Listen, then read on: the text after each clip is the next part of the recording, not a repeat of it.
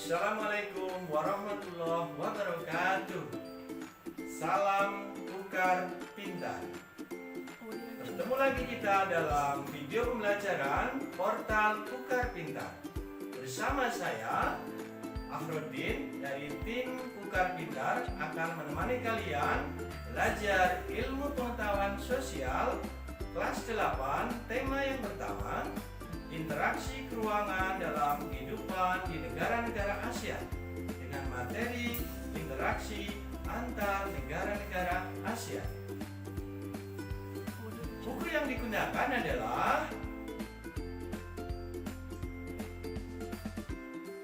tujuan pembelajaran pada pertemuan ini adalah setelah pembelajaran ini selesai, peserta didik mampu mengidentifikasi faktor pendorong, faktor penghambat, dan bentuk-bentuk kerjasama antar negara anggota Asia dengan baik.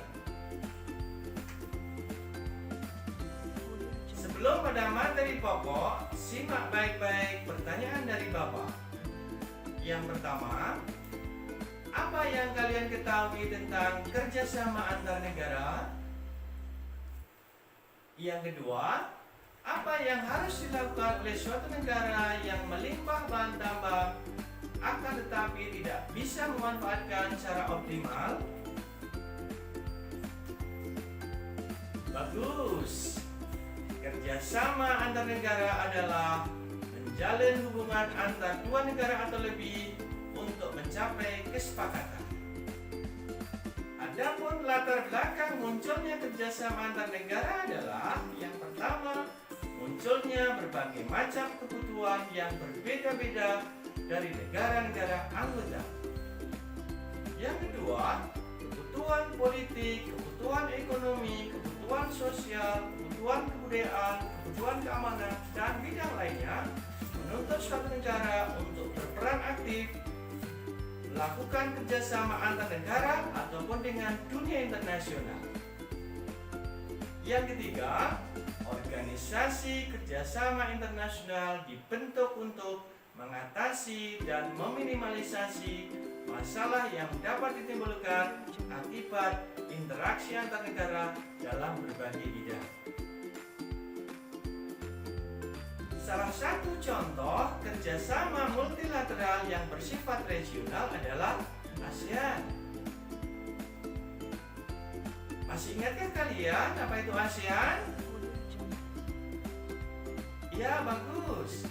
ASEAN adalah organisasi kerjasama negara-negara di kawasan Asia Tenggara yang anggotanya sekarang ini ada 10 negara. Yang pertama, Indonesia. Yang kedua, Singapura. Yang ketiga, Malaysia. Yang keempat, Brunei Darussalam. Yang kelima, Kamboja. Yang keenam, Vietnam. Yang ketujuh, Filipina. Yang kedelapan, Laos. Yang kesembilan, Thailand. Yang kesepuluh, yang kesepuluh adalah Myanmar.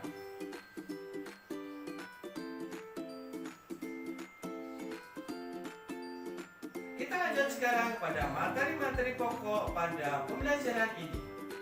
Yang pertama, faktor pendorong kerjasama di kawasan Asia. Faktor yang mendorong kerjasama di kawasan ASEAN minimal terdiri dari 3. Yang pertama adalah kesamaan dan perbedaan sumber daya alam. Yang kedua, kesamaan dan perbedaan wilayah atau kondisi geografi. Yang ketiga, kesamaan sejarah dan nasib yang sama-sama pernah dijajah oleh penjajah. Adapun faktor yang menghambat atau faktor penghambat kerjasama di kawasan ASEAN terdiri dari 4 macam. Yang pertama, konflik dan peperangan. Yang kedua, perbedaan ideologi. Yang ketiga, kebijakan yang protektif. Dan yang keempat, perbedaan kepentingan. Pembelajaran pokok yang ketiga adalah terkait dengan bentuk-bentuk kerjasama di kawasan Asia Tenggara. Adapun bentuk-bentuk kerjasama di kawasan Asia Tenggara atau di kawasan ASEAN, yang pertama adalah bentuk kerjasama di bidang sosial budaya. Contoh yang pertama, penyelenggaraan pesta olahraga SEA Games. Contoh yang kedua, Festival Film Asia. Contoh yang ketiga, pengembangan sumber daya manusia.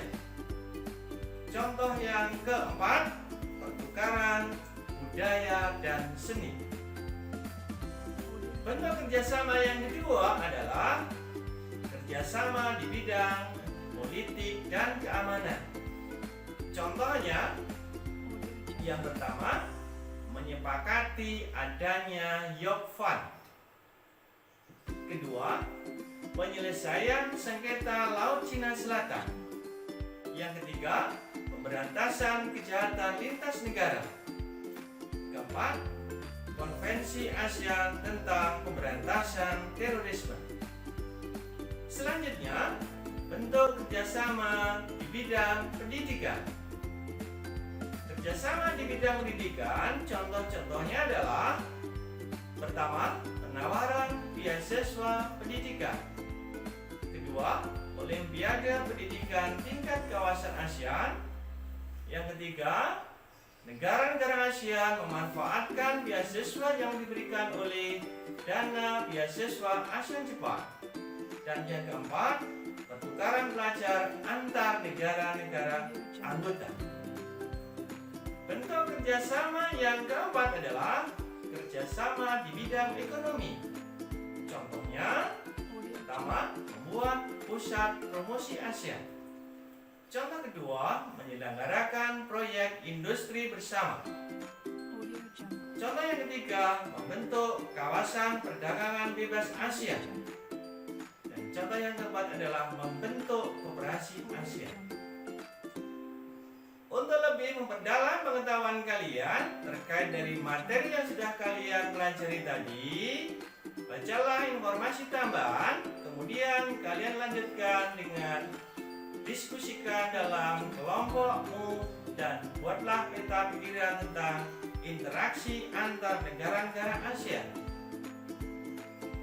Di dalam LK itu nanti ada pertanyaan dan ada jawaban, dan jawabannya dituangkan dalam bentuk peta pikiran.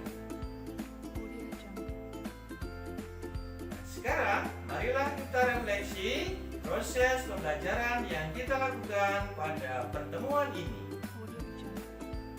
Apa sajakah yang telah kalian peroleh dari belajar hari ini? Apa kalian senang mempelajari materi ini? Dan bagaimana perilaku belajar kalian tadi?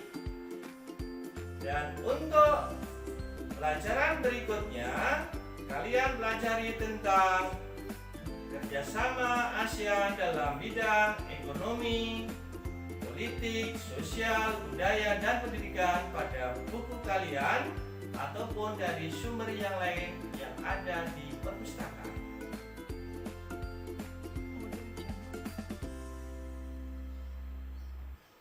Meningkatnya kebutuhan ekonomi, politik, keamanan, sosial, budaya, pendidikan menuntut peran aktif negara-negara ASEAN melakukan kerjasama yang bersifat regional.